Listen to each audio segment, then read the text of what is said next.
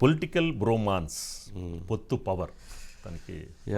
అంటే ముందుగా Bharatiya Janata Party central office నుంచి లేఖ రిలీజ్ అయింది. Bharatiya Janata Party, Telugu Desam Party, Janasena Party 3 పార్టీలు కలిసి ఎన్నికలలో కలిసి పోటీ చేయబోతున్నాయి. దేశ రాజకీయాలను దృష్టిలో పెట్టుకొని, ఆంధ్రప్రదేశ్ రాష్ట్ర రాజకీయాలను దృష్టిలో పెట్టుకొని కలిసి పనిచేయబోతున్నాము అని చెప్పారు.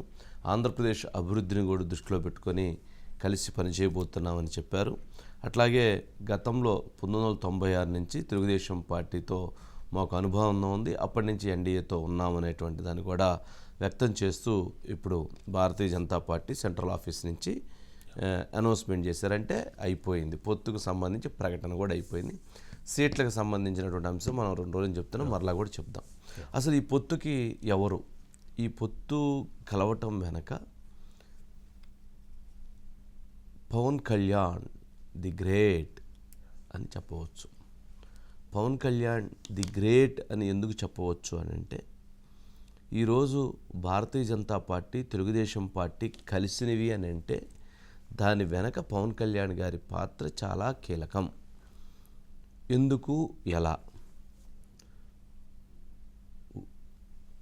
వైసీపీ వ్యతిరేక ఓటుని చీలనివ్వను అని 2 సంవత్సరాల క్రితం పవన్ కళ్యాణ్ గారు ప్రకటించారు.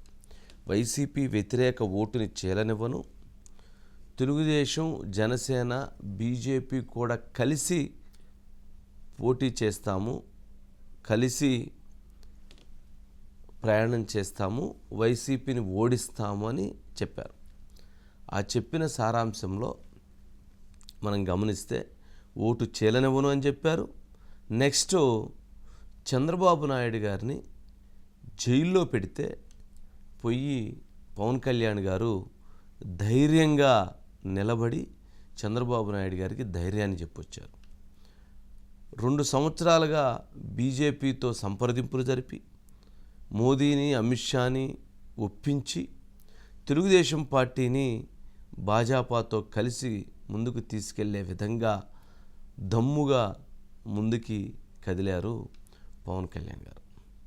అందుకనే పవన్ కళ్యాణ్ గారు ది గ్రేట్ అని చెప్పవచ్చు.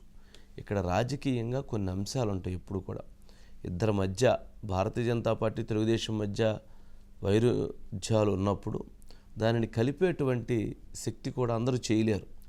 ఆ కలిపేటువంటి శక్తి చేయగలిగిన వ్యక్తే పవన్ కళ్యాణ్ గారు.